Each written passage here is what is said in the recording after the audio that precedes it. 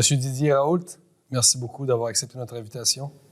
Bonjour. Faut-il vraiment vous présenter? Vous êtes microbiologiste, spécialiste des maladies infectieuses, ex-directeur de l'Institut hospitalo-universitaire Méditerranée Infection. Vous avez été évidemment porté à l'avant de la scène durant la crise sanitaire. Vous êtes devenu en fait célèbre, on peut dire clairement, durant la crise sanitaire. Vous faites paraître votre autobiographie aux éditions Michel Lafon, dans laquelle vous écrivez que la France fait naître de purs génies avant de les condamner à une espèce de folie destructrice.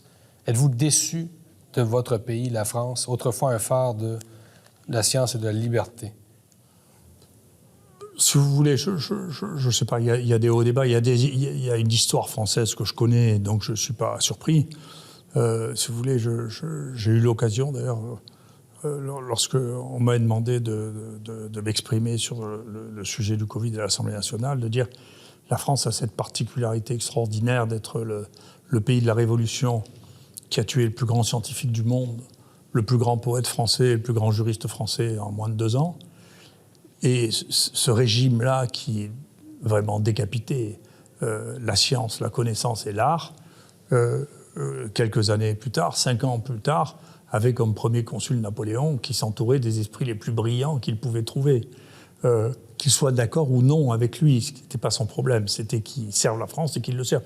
Et d'ailleurs, dès qu'il a perdu la puissance pour le faire, les 3/4 l'ont trahi, il n'était pas surpris. Ce qui les intéressait, c'était leur capacité, ce n'était pas leur fidélité. Donc on peut passer du goût extrême de tout ce qui est réussite à la haine totale de tout ce qui est réussite dans le même pays en très peu de temps. Hein. Pour vous, c'est ça le paradoxe français? C'est un des paradoxes français que moi je connais bien parce que je ne connais pas d'autres exemples qui soient comparables à ça. Je n'en connais pas d'autres. Vous écrivez également que vous n'avez pas été surpris, en fait, par l'hystérie occasionnée par le début de la pandémie, mais est-ce que vous avez été quand même surpris du traitement qu'on vous a réservé à vous comme savant? Non, encore une fois, d'une part, je disais au départ, j'ai dit ça à tout le monde et à tous les gens qui voulaient bien l'entendre, faites attention, là aussi, parce que j'aime l'histoire, et puis de par mon histoire familiale, je la connais bien. Vous savez, en 1940, en mai, les Allemands avaient commencé à envahir la Belgique et puis commencent à rentrer en France. Les Allemands avaient perdu 50 000 hommes, 55 000, les Français 45 000. Et d'un coup, la panique a pris le nord de la France et les Parisiens. Et on s'est retrouvé avec 12 millions de gens sur les routes qui ont bloqué tous les mouvements. Même les militaires n'arrivaient plus à remonter du fait de la panique. Et la France s'est rendue après avoir perdu 50 000 hommes sur plus de 2 millions. Donc c'est sûr que quand on fait la guerre comme ça, si on la gagne, c'est mystérieux. Hein. Ça n'arrive pas. Donc cet état de panique qui est susceptible de prendre la population, c'est quelque chose qu'on a déjà vu et qui a eu des conséquences qui sont considérables. C'est-à-dire que dans les autres pays, quand la bagarre a eu lieu, ça ne s'est pas fait en quelques jours. Et même, on le sait dans l'histoire, Hitler ne croyait pas, avait interdit à Rommel et Guderian d'aller plus loin. Et quand ils ont vu que personne ne leur résistait, ils sont arrivés jusqu'à Bordeaux. Donc il y a quand même une histoire en France dans laquelle il arrive que la panique prenne les gens, y compris les hommes politiques, et qu'on n'arrive plus à gérer les choses. Et donc, moi, j'ai toujours essayé d'expliquer, j'avais expliqué ça dans le rapport que j'avais fait il y a 20 ans au ministère, en disant il faut faire très, très attention, il ne faut pas manier la peur, parce qu'entre la peur et la panique, il y a peu d'espace. Donc, il faut faire très attention. Ce n'est pas nécessaire, s'il n'y a pas de conséquences qui soient mesurables dans le fait de faire peur, il ne faut pas le faire. Il faut soigner les gens, il faut se calmer. Un médecin, ça doit être calme. Un dirigeant, ça doit être calme. Ça ne doit pas être affolé. Ça ne doit pas prendre trop de cocaïne, si vous voulez. Sang-froid. Et donc, faire preuve de sang-froid. Sang-froid, voilà. Est-ce que vous dites que la France est peut-être plus susceptible de succomber à la panique que d'autres pays, ce qui s'expliquerait par l'histoire? Je ne sais pas. Moi, je connais assez bien mon pays et son histoire. Je le connais même très bien. Mais je n'ai pas trouvé, pour une fois, l'histoire est trompeuse. J'ai lu les mémoires de Churchill sur la guerre en 40 et il disait que l'Angleterre était exactement dans le même état que la France. Les gens n'avaient pas supporté la guerre de 14, ils étaient pacifistes, ils ne voulaient absolument pas que ça se passe, il y avait des contre-courants. Il dit, mais ce qui nous a sauvés, c'est qu'on a gagné du temps avec la Manche. Et le temps de la Manche, et puis le fait que les gens ne sont pas partis sur les routes dans un tas de panique inouïe, a permis petit à petit de se redresser. Et quand ils ont été bombardés par les Allemands, il y a eu un sentiment national qui est monté et qui a pris le dessus. Mais Churchill, qui était très lucide, disait si on avait une frontière avec la Belgique ou la France, on ne sait pas ce qui serait passé s'il n'y a pas eu la Manche. Donc je ne sais pas. Il se trouve qu'en l'occurrence, on ne va pas remettre en cause l'existence de la Manche, c'est comme ça. Et on ne peut pas dire non plus que les Américains étaient au départ très très enthousiastes. Il a fallu qu'il y ait Pearl Harbor quand même pour qu'ils viennent. Donc si vous voulez, je ne sais pas réanalyser, je ne veux pas réanalyser l'histoire des autres pays, je connais le mien. Mais là, en l'occurrence, dans l'épidémie de Covid, il y a tout l'Occident qui a perdu les nerfs, sauf les pays scandinaves. Et ça a vraiment été l'exemple des gens qui ont gardé leur calme, qui ont géré les choses. Alors, ils sont laissés embarquer aussi dans la folie du progrès thérapeutique. Mais globalement, et d'ailleurs, si vous regardez, la Norvège est un pays dans lequel l'espérance de vie a augmenté pendant l'épidémie de Covid. Et les autres pays n'ont pas perdu. L'Amérique, elle, est arrivée, ils ont perdu à peu près 4 ans d'espérance de vie pendant l'épisode du Covid. C'est inouï, c'est eux qui ont le plus... C'est le pays qui dépense le plus pour la santé, c'est le pays qui a la plus grosse industrie pharmaceutique, et c'est actuellement l'espérance de vie aux États-Unis. Je ne sais pas combien elle sera en 2023, mais en 2022, elle était inférieure à celle de Cuba, du Maghreb, de la Chine et du Vietnam quand même. Donc c'est effarant. Vous avez relevé aussi dans votre livre, dans votre autobiographie, que les pays qui avaient moins confiné, c'est des pays où les taux de surmortalité n'étaient pas nécessairement plus élevés qu'ailleurs. Hein? C'est bien ça? Non seulement ça, mais on a su très tôt. Donc, dedans, il y a beaucoup de mauvaise foi. Parce que la question, si vous voulez, moi, je ne veux pas emmener le débat de qui a raison, qui a tort. Je m'en fiche, ça ne m'intéresse pas. Et singulièrement, moi, je ne voulais pas me mêler. C'est une des raisons pour lesquelles je n'ai pas voulu continuer à participer au conseil scientifique. Je ne voulais pas me mêler de décisions politiques qui n'avaient pas de support scientifique, comme le confinement ou le port du masque dans la rue. Il n'y avait pas d'évidence. Ça n'a rien à voir avec la science? Non, c'est une décision politique. Jamais personne n'avait démontré ça avant. Et d'ailleurs, maintenant, personne n'a toujours démontré que ça marchait. Plus que ça, on a su assez tôt, donc à partir de fin 2020, il y a eu des études qui ont été faites en Italie et en Espagne. Moi, je sais que les mêmes études ont été faites en France, mais n'ont pas été publiées. Dès qu'on a eu le moyen de mesurer les anticorps, donc de savoir si les gens avaient été infectés ou pas, de manière symptomatique ou non, on a pu comparer les gens qui étaient confinés aux gens qui n'étaient pas confinés. Parce qu'il y avait des gens qui devaient travailler, qui devaient sortir, qui n'étaient pas confinés. Donc ça faisait 2 populations qu'on comparait. Eh bien, ceux qui étaient les plus positifs étaient ceux qui étaient confinés. Pour des raisons qui sont faciles à comprendre pour la virologie. Hein. À l'époque, on ne testait pas les gens. Donc si vous mettez dans une maison des gens qui vivent 24 heures sur 24 ensemble et qu'il y en a un qui est positif, dont personne ne le sait, en plus il y a des formes qui sont asymptomatiques, tout le monde est contaminé. Tandis que si les gens sortent et vont se faire tester quand ils sortent, leur risque de contamination est beaucoup plus faible.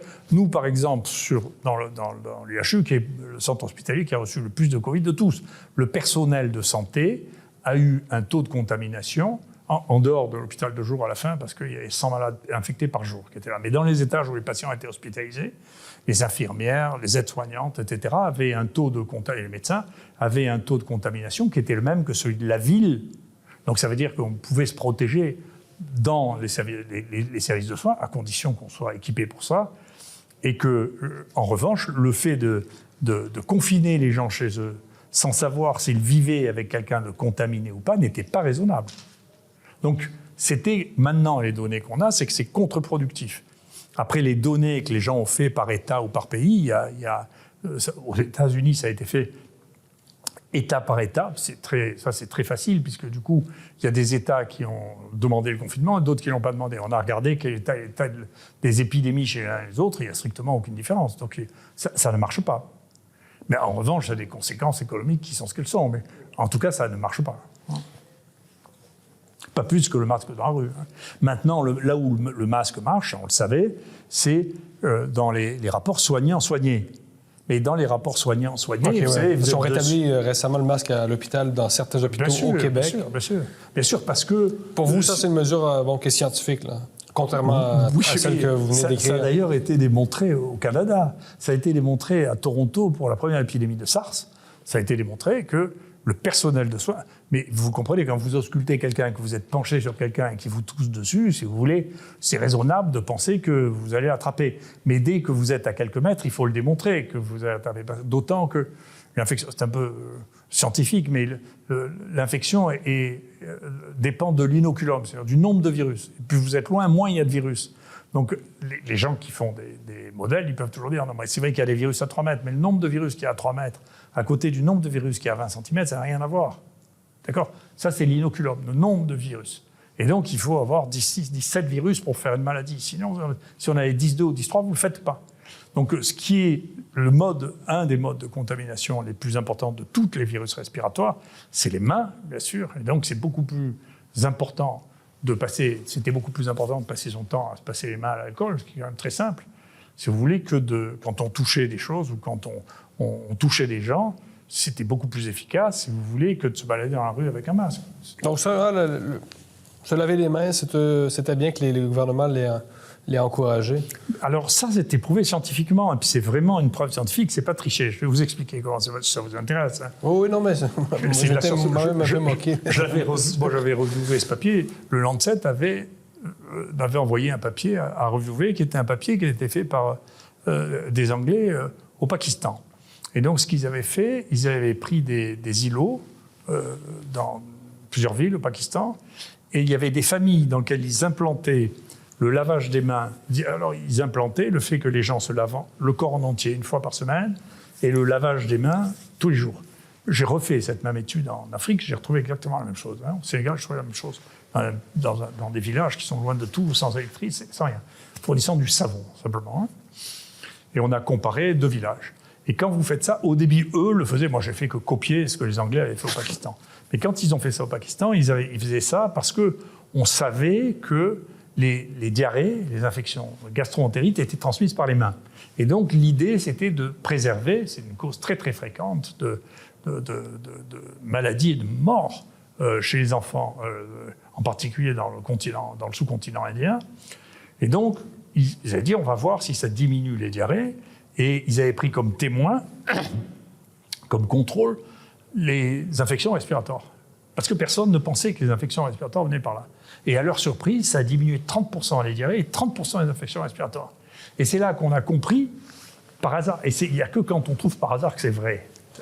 Sinon, on biaise les choses. Parce que bien sûr, vous faites plusieurs nuances, mais justement, pourquoi... le pouvoir français vous a écarté de la discussion alors que vous faites plein de nuances qui ne cadrent, du moins, dans le discours d'aucun des camps. C'est-à-dire ce que vous dites sur le lavage des mains, ça ne marche pas chez les complotistes, entre guillemets, pour ce que ça veut dire, mais ça marche avec le pouvoir. D'autres choses que vous dites... moi, je me... Non, mais c'est quand même étonnant parce que... Mes opinions scientifiques ne dépendent absolument pas de ce que disent les gens au pouvoir, ni de ce que disent les gens de droite, de gauche ou du milieu. Je m'en fous complètement. Non, mais justement... Ça m'indiffère. Mais le pouvoir vous a quand même catégorisé, malgré... Non, on a des formes de pouvoir qui sont néo-totalitaires. Vraiment. C'est-à-dire que vous devez être d'accord avec tout, sinon vous êtes contre tout. Donc il n'y a plus la moindre de nuance. Non seulement il n'y a plus la moindre nuance, mais il y a comme exactement au sens d'Hannah Arendt. C'est-à-dire qu'au bout d'un moment, non seulement vous devez obéir, mais vous devez être d'accord avec ce qu'ils disent. Ça, vous savez que c'est comme ça qu'Hannah Arendt a défini le totalitarisme. C'est-à-dire, on vous oblige plus à obéir, on vous oblige à dire que c'est bien. D'accord ? Et moi, je ne suis pas d'accord. Je garde ma pensée, et en particulier dans mon monde dans lequel honnêtement, jusqu'à passer récent, personne contestait que je savais ce que c'est qu'une épidémie, que je savais ce que c'est que les maladies infectieuses et leur transmission. Eh bien, si vous voulez, dès que vous avez un désaccord, vous passez du côté sombre, le côté obscur. Ouais. Là. C'est plus que manichéen, c'est vous devez être d'accord. Voilà. Moi, j'ai toujours dit pour le vaccin, par exemple, écoutez, quand vous avez plus de 65 ans, c'est raisonnable de vous vacciner. Quand vous avez moins de 50 ans, écoutez, attendez de voir si le vaccin vraiment donne ce qu'il dit. Et nous, on savait au bout de 2 mois que ça n'empêchait pas la transmission. Hein. Très rapidement, on a vu que la proportion de vaccinés qui étaient positifs, nous, on faisait 3000 tests par jour. Hein, donc on demandait aux gens, vous êtes vaccinés, vous n'êtes pas vaccinés, regardez si c'était positif quand même. Rapidement, il y a eu autant de positifs chez les vaccinés que chez les non-vaccinés. Donc vous ne pouvez pas nous raconter qu'on a éradiqué la maladie avec ça, c'est pas vrai. Mais on est où en France actuellement? Parce que je dis en France, puis ça peut être en Occident. Bon, vous évoquez un pouvoir néo-totalitaire. On est en post-pandémie. C'est quoi? C'est une phase intermédiaire qui prépare l'arrivée d'autres pouvoirs arbitraires. On est où en ce moment sur le plan, non seulement, j'en sais rien, politique? Mais je pense que, si vous voulez, on est sorti d'un État qui a été l'objet de la restauration d'une forme démocratique, qui est l'État dialectique, c'est-à-dire que vous avez votre opinion, lui a son opinion, chacun a le droit de s'exprimer, et puis ensuite les gens essaient de piocher là-dedans de quoi comprendre. Mais là, vous dites qu'on est sorti de ça? On est sorti de ça. Ouais. En France, en Occident? En France, en Occident, on est sorti de ça. Il y a qu'une... Vous le voyez bien, enfin, encore une fois, sur les réseaux sociaux, il y a une censure qui est impressionnante. Là, donc on pense que la pandémie est finie, mais l'esprit reste, l'esprit de sa gestion, du moins. Oui, l'esprit de sa gestion. Je pense que sur une quantité de sujets, mais je ne veux pas m'étendre sur les sujets qui ne sont pas de ma compétence, sur une quantité de sujets, vous avez actuellement l'interdiction de dire quelque chose qui n'est pas la vérité officielle. Mais si vous voulez, c'est pas nouveau. Moi, je suis pas surpris. Vous savez, la propagande, ça a été inventé à l'époque de l'Inquisition. Ça veut dire, c'est propager la vérité. Alors, les gens qui sont là pensent qu'ils détiennent la vérité. C'est ça qui est maladif. On ne devrait jamais croire qu'on détient la vérité. La vérité, ça n'existe pas. C'est une vision à un moment donné. Ça relève du monde religieux, en fait, plus que du monde scientifique. Bien sûr, ça, c'est sûr. Bien sûr. Mais donc, on est rentré là, dans cette maladie, dans un monde religieux, et dans lequel, moi, j'ai été traité, pour dire la vérité, comme un hérétique. Mais un monde religieux sans Dieu, par contre. Voilà. Ce qui est très dangereux, parce que les religions ont le recul des choses. Les religions, les anciennes religions ont beaucoup de recul sur les choses. Donc il y a une pondération, si vous voulez, tout ça est arrivé. La plupart se souviennent des erreurs qui ont été commises, des excès qui ont été commis. Et donc les religions sont plutôt moins dangereuses que les néo-religions. Vous voyez d'ailleurs que, honnêtement, dans le XXe siècle, les plus grands meurtriers de l'histoire, c'est que des régimes athées. Hein. C'est les communistes d'un côté. On a vu la Révolution française, ce que ça avait donné. On a vu les ravages de la Révolution française. Oui, et puis la Révolution russe, et puis les nazis, et puis donc les grands assassins du XXe siècle, c'est les athées quand même. Enfin, faut reconnaître la réalité quand même. Vous vous décrivez notamment comme un mal. Et pourtant, je ne suis pas croyant, vous voyez. Mais enfin, la réalité, c'est juste la réalité, c'est pas un choix, vous voyez. Vous vous décrivez notamment comme un mâle alpha. Cette confiance que vous avez en vous, c'était nécessaire pour tenir tête pendant toute cette période au pouvoir français? Parce que vous avez quand même une confiance en vous assez affirmée qu'on reconnaît dans le livre assez facilement. Oui, c'est-à-dire elle est multiple, elle est liée à de multiples facteurs que j'explique. Hein. Et d'autre part, c'est vrai que je m'intéresse beaucoup... je m'y suis beaucoup intéressé scientifiquement aux grands singes, si vous voulez. Hein. Et chez les grands singes, c'est terriblement... la culture, il y a une culture chez les grands singes. Hein. Vous pensez que tout est inné chez les grands singes, c'est aussi faux que chez l'homme. Hein. Il y a une culture chez les grands singes. Et cette culture chez les grands singes met en évidence que, effectivement... on sait pourquoi biologiquement. Hein. Il y a des mâles alpha, on sait pourquoi, ils ont plus de testostérone en moyenne que les autres, Et donc, chez les humains, vous les reconnaissez, c'est ceux qui font vous savez, le dopant le plus extraordinaire, c'est la testostérone. Vous savez, c'est avec ça qu'on fait les muscles. Donc, si vous faites des muscles facilement, sans vous droguer, c'est souvent parce que vous avez des taux de testostérone élevés. Et les mâles alpha-alpha sont ceux qui, ça n'a plus rien à voir avec la testostérone, c'est ceux qui ont déjà des mâles alpha, donc c'est testostérone, mais en plus, ils ont des taux de cortisone très élevés. Et la cortisone, c'est l'hormone du stress. Donc, les mâles alpha-alpha, chez les singes, chez les chimpanzés en particulier, qui sont assez proches de nous, c'est ceux qui ont les alphas sont ceux qui ont des niveaux de testostérone élevés, ils sont plus costauds, et puis ils ont des taux de cortisone plus élevés, c'est-à-dire qu'ils résistent mieux au stress. Mais en contrepartie, ils font, comme j'ai fait d'ailleurs, beaucoup plus d'infarcts. Ah oui, ça c'est la cortisone. Une contrepartie. Ça se paye. Ça se paye. Assez, ouais. Il faut faire attention. Donc, les mâles alpha-alpha meurent plus jeunes que les autres. Oh mon Dieu. Il y a quelques jours, le prix Nobel de médecine de physiologie a été attribué à Kathleen Carrico et Drew Weissman pour avoir contribué au développement des vaccins à technologie ARNM. Qu'est-ce que vous pensez de des deux lauréats? Je pense, la déclaration officielle qui a été faite, je pense que c'est une erreur. Moi, j'ai le sentiment actuellement que l'Occident brûle ses vaisseaux. C'est-à-dire, dedans, je dis souvent ça, vous savez, le New England, ça fait, sur les 4 derniers rédacteurs en chef, il y en a 3 qui ont écrit un livre pour dire qu'on ne faisait plus de science dans le New England. C'était encore entièrement acheté par l'industrie. Le rédacteur en chef du Lancet avait la même chose. Là, vous regardez l'histoire de l'Oxycontin, dont vous avez dû entendre parler, je pense quand même, l'Oxycontin, c'est un dérivé de la morphine dont on a fait croire qu'il n'était absolument pas addictif, qu'on pouvait prendre ça quand on avait la moindre douleur, et qui a transformé les États-Unis en pays de junkies. On parle du fentanyl. Oui. Non, pas le fentanyl, l'Oxycontin, c'est la morphine, c'est un dérivé de la morphine, hein, qui a été vendu par un truc, et tout le procès de ça a été fait. Ils se sont rendus compte qu'ils avaient acheté tous les médecins, tous les gens qui faisaient la douleur. La FDA a dit que ça n'avait pas de problème. Les études ont été publiées dans le New England et dans le Lancet.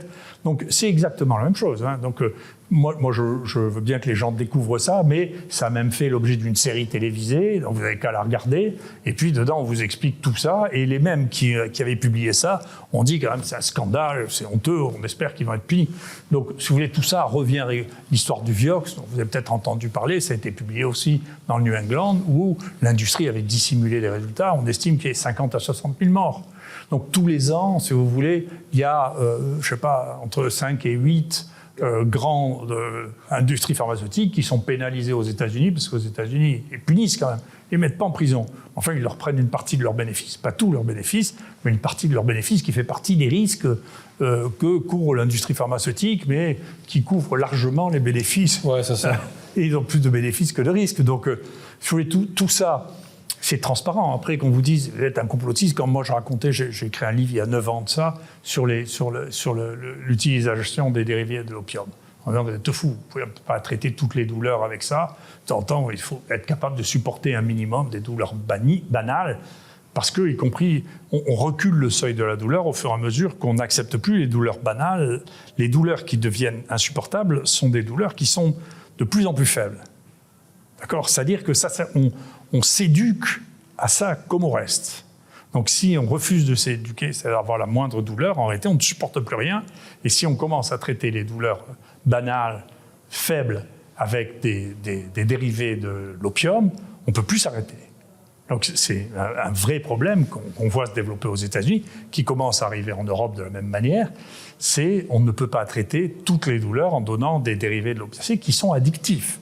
Comme on ne peut pas traiter toutes les anxiétés avec des anxiolytiques, mais bon, j'aurais envie de transférer vers la psychologie. Vous parlez justement de Big Pharma.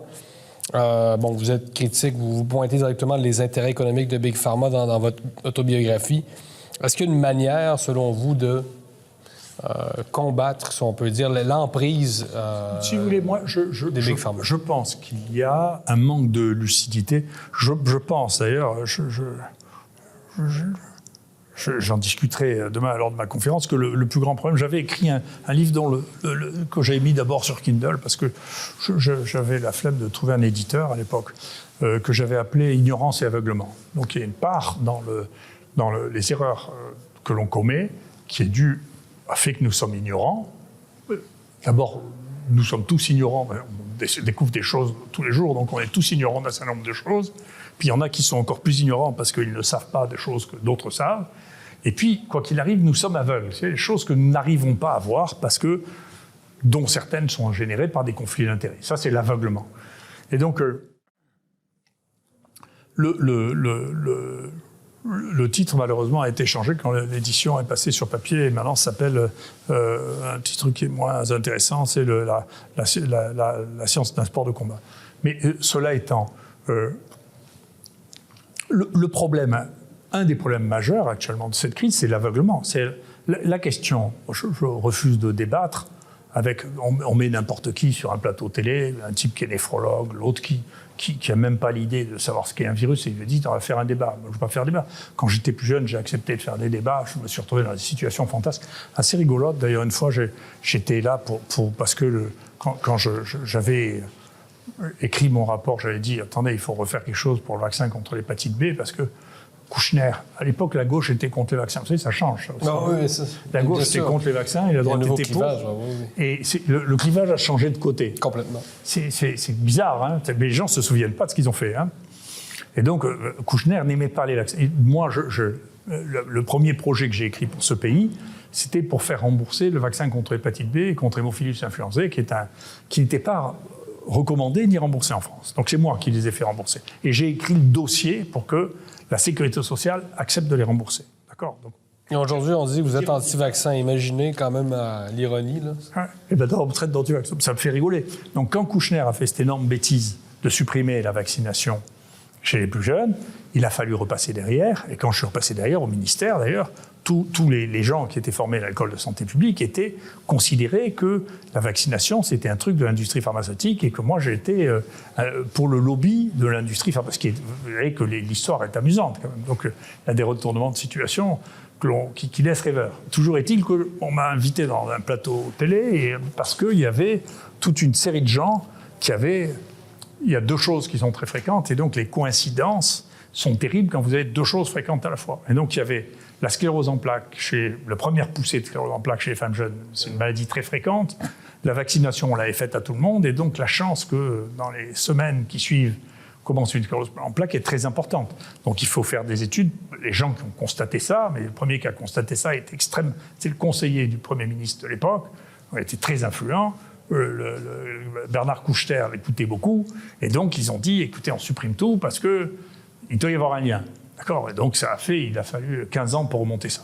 Moi, les gens portaient plainte, et puis il y avait une juge qui était absolument convaincue que c'était vrai, et d'autant qu'elle entendait des femmes qui passaient, et qui disaient mais moi j'avais rien, j'ai eu une sclérose en plaques, les gens ne peuvent pas supporter d'avoir une maladie dont on ne connaît pas l'origine. Et donc ils cherchent quelle agression ils ont eue qui a pu emmener à commencer une histoire aussi terrible. Et donc, j'étais dans un plateau télé. En face de moi, il y avait celui qui servait d'expert pour cette juge, le plus souvent, qui était un médecin généraliste qui, depuis 20 ans, ne faisait que de la psychanalyse. Et donc, il y avait un plateau télé, il disait, alors, vous dites ça, mais lui dit ça, alors qu'est-ce que vous dites ? Je ne me dis rien du tout. Qu'est-ce qu'il sait ? De quoi il parle, lui ? Donc, si vous voulez, c'est du cirque.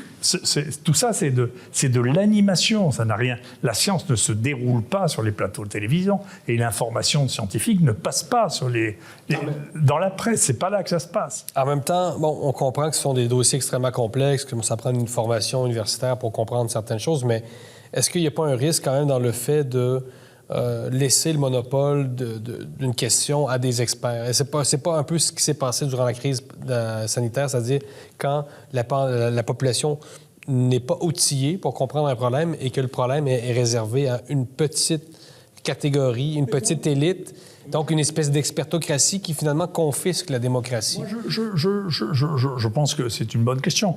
Moi, je pense, encore une fois, c'est mon mode de pensée, et puis je n'arriverai pas à en changer. Donc moi, je ne suis pas pour je ne suis pas pour la pensée unique. Donc je pense qu'on doit avoir un débat. Je pense que donc nous, d'ailleurs, pour répondre à cette question, on avait fait. Moi, j'en avais assez pour vous dire la vérité. La vulgarisation, c'est souvent vulgaire quand c'est fait par des gens qui ne savent pas de quoi ils parlent. Donc les gens qui s'intitulent journalistes scientifiques, la plupart du temps, ils ne connaissent rien du tout à la science, mais ils font croire aux gens qui les écoutent qu'ils la connaissent. Donc, et souvent, ils ont des opinions dessus qui sont des opinions, si c'est juste des opinions, des questions d'être humain comme chacun a le droit d'en poser, c'est une affaire entendue. Mais moi, je me suis retrouvé en face de journalistes qui me disaient, qui m'expliquaient à moi ce qui était le métier que je faisais depuis 40 ans quand même. Donc ça m'est arrivé d'être désagréable, vous savez. Donc il y a un vrai besoin de plusieurs sons de cloche, et à la fin, il y en a un qui s'établit. Parce que, encore une fois, donc moi, je ne suis pour aucune forme de dictature, pas plus pour une dictature des experts, qui, d'ailleurs, la plupart du temps, quand ils n'ont pas de biais commun, ne sont pas d'accord entre eux. Quand ils sont d'accord entre eux, c'est suspect. Enfin, c'est pas normal. Vous savez, j'adore raconter une histoire que j'ai vérifiée. Hein. Quand il y a une question qui est posée, une question vraiment de théologie, d'application, chez les Juifs, il y a un tribunal rabbinique. Et on vote dans ce tribunal rabbinique pour répondre à la question. S'il y a l'unanimité, on revote parce que c'est pas normal. Ça, c'est une leçon phénoménale. Ouais, c'est bon. Vous ne pouvez pas avoir 10 personnes d'accord sur une seule question. Sinon, c'est... Alors, moi, j'ai posé la question à un des plus grands rabbins de Jérusalem pour dire, expliquez-moi la raison pour laquelle vous pensez ça. Il m'a dit, écoutez, c'est parce que soit il n'y a pas de raison de poser la question, donc s'il n'y a pas de raison de poser la question, il ne faut pas la poser. Soit c'est parce que c'est truandé, soit c'est parce que les gens n'ont pas écouté.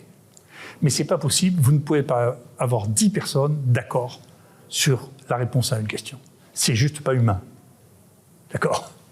Très bonne leçon. C'est une leçon. Mais c'est ce qui s'est passé durant la crise sanitaire. On pourrait aussi inclure là-dedans la question climatique, hein, c'est-à-dire que, bon, finalement, vous n'y connaissez rien, donc il faut prendre des mesures pour réduire la circulation, etc. Donc, on confisque le débat. Le wokisme, vous en pensez quoi, le wokisme? Oh, écoutez, là aussi, il y a des moments dans l'humanité, des fluctuations dans l'humanité. C'en est une. Oh, on verra bien ce que ça deviendra. Je suis pas... Là aussi, j'ai une perception du monde qui n'est pas celle de tout le monde, parce que je suis allé dans beaucoup d'endroits dans le monde, en particulier très souvent en Afrique. Et si vous voulez, en Afrique, pour vous dire la vérité, le wokisme, c'est pas trop leur problème. Hein. Donc c'est le problème d'un certain nombre de pays occidentaux. Écoutez, c'est un problème qui est ce qu'il est maintenant. Vous pensez que c'est une maladie occidentale? Je dirais pas ça. C'est un problème, si vous voulez. C'est une perception des choses dont je ne sais pas ce qu'elle sera. C'est un phénomène qui est relativement récent dans son expression actuelle. Ouais. Moi, quand j'étais...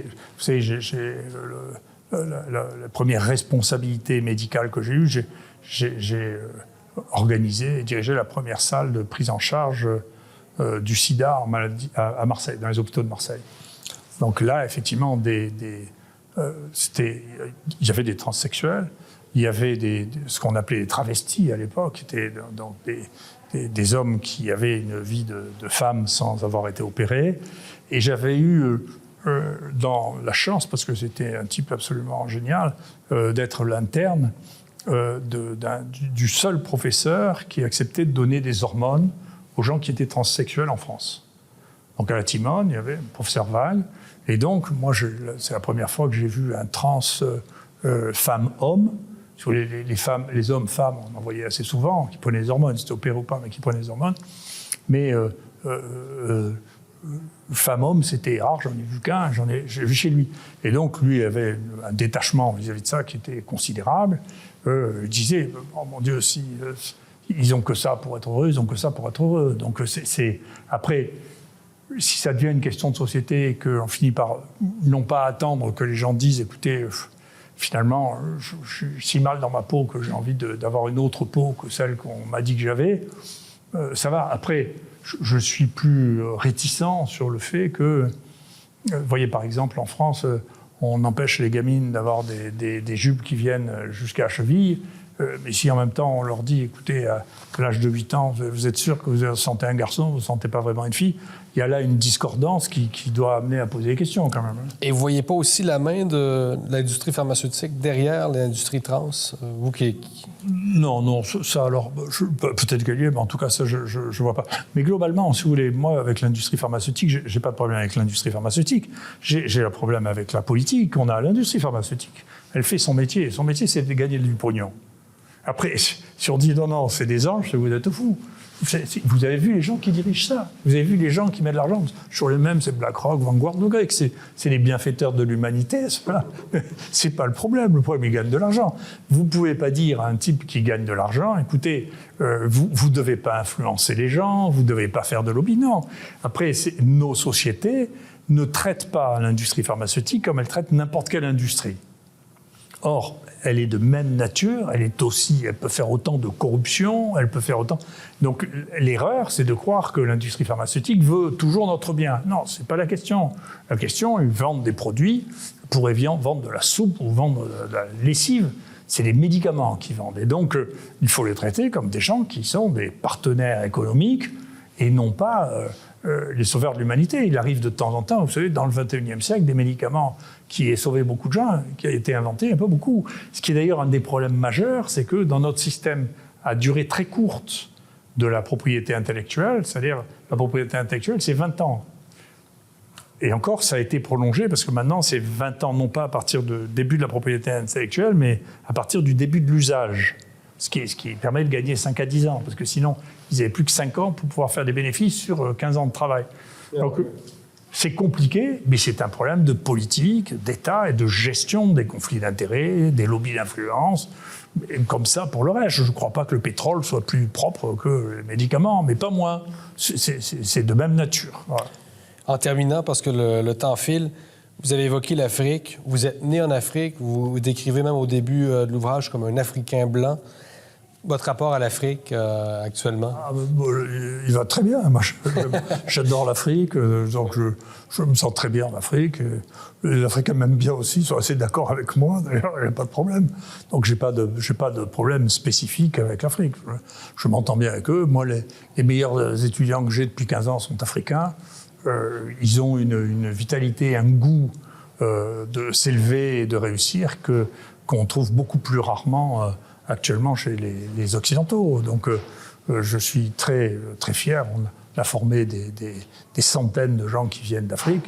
Je suis extrêmement fier de ça. Donc aussi bien du Maghreb que d'Afrique subsaharienne. Donc rien que d'Algérie, il va en venir 150, si vous voulez, qui retournent chez eux. On dit que la France a perdu beaucoup d'influence en Afrique récemment. Ou c'est quelque chose que vous avez observé, vous, dans votre travail de chercheur? Oui, c'est vrai. De chercheur, non. Mais la France, c'est vrai. C'est-à-dire qu'il y a des attitudes qu'il ne faut pas avoir. Je vais vous donner un exemple. Les Africains sont assez lucides sur ces choses-là. Récemment, j'ai eu de jeunes Congolais qui sont arrivés et qui travaillent parce que mon père était nutritionniste et moi, j'ai travaillé beaucoup sur les modifications du microbiote dans la nutrition, qui joue un rôle manifestement très important. Et donc, les gens de la RDC nous ont envoyé 2 étudiants pour faire ça. Et donc, la jeune femme qui était là nous expliquait la situation de la malnutrition en Algérie, comme ça, au Congo. Comme ça, vous comprendrez qu'il n'y a pas que contre l'industrie pharmaceutique que je me dispute. C'est mon père qui m'avait expliqué ça. Depuis 15 ans, les progrès qu'ils ont faits, c'est de lutter contre l'intoxication que leur a fait l'Occident en leur disant qu'il fallait remplacer le lait maternel par le lait en poudre. Et donc, depuis 15 ans, la lutte contre la malnutrition, c'est de réintroduire l'allaitement maternel, et deuxièmement, de poursuivre l'allaitement maternel, ce que mon père racontait il y a maintenant 70 ans, d'accord, contre l'implantation massive de Nestlé qui donnait du lait en poudre, qui était dilué dans de l'eau qui n'était pas stérilisée, qui faisait que les gamins faisaient des gastro-entérites du feu de Dieu, et que donc, la première lutte contre la malnutrition, c'est de sortir de l'éducation européenne, c'est-à-dire de dire, écoutez, les enfants, il faut les allaiter, et les allaiter suffisamment longtemps pour faire tomber la malnutrition dans ces pays. Donc c'est la désoccidentaliser, et donc effectivement, nous avons joué un rôle là qui est un rôle terrible, c'est notre faute, c'est nous qui avons amené ça en disant, vous savez, on apporte les Au nom hôpitaux, du progrès, les routes, évidemment. etc. Et on a apporté le commerce, en réalité, là-dedans. On a ouvert des portes de commerce dont ils n'ont pas encore réussi à tourner la page avec le temps. D'accord ?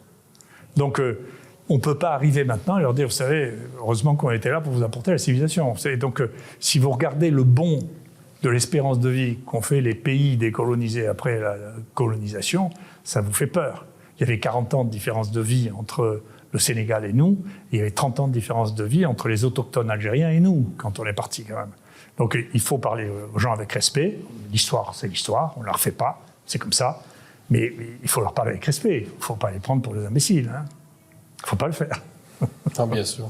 Vous êtes au Québec, Didier Raoult. Un message pour vos amis québécois? Écoutez, non, moi ça fait bien longtemps que je viens au Québec. La première fois que je suis venu au Québec, c'est en 1976. Donc, certains des gens qui m'écoutent n'étaient pas nés. Donc, je suis revenu de multiples fois. J'ai reçu 2 prix au Canada. Récemment, il y avait un Québécois qui faisait partie des 10 membres du jury international qui ont sélectionné l'IHU très, très bien. Parmi les candidats, il y avait un collègue de McGill qui était là. Et donc, j'ai pas de problème. C'est un beau pays, chaleureux. Voilà, il a ses problèmes comme nous, parce qu'on est, globalement, on est dans la même barque tous. Hein. Et la barque, elle est dans l'état dans lequel elle est. Hein. Bon séjour chez nous. Merci. Et en tout cas, vous aurez une chose, c'est que, je disais ça ce matin, moi, mon côté à moi, vous n'aurez pas de regret à m'applaudir. Moi, dans ma famille, il n'y avait pas de SS. Hein. On s'est battu avec eux comme des chiffonniers. Si vous voulez, il y en avait... Et quand on dit, vous savez, comment ça se fait que vous soyez rare, je peux vous dire que moi, ma famille était dans la résistance en 40. C'était rare, hein, je peux vous dire, ils n'étaient pas nombreux. Mais on n'a pas honte d'avoir été de ce côté-là et d'avoir été du côté qui avait raison à la fin, quand même. Hein. Didier Raoult, un grand plaisir de vous avoir eu. Merci beaucoup.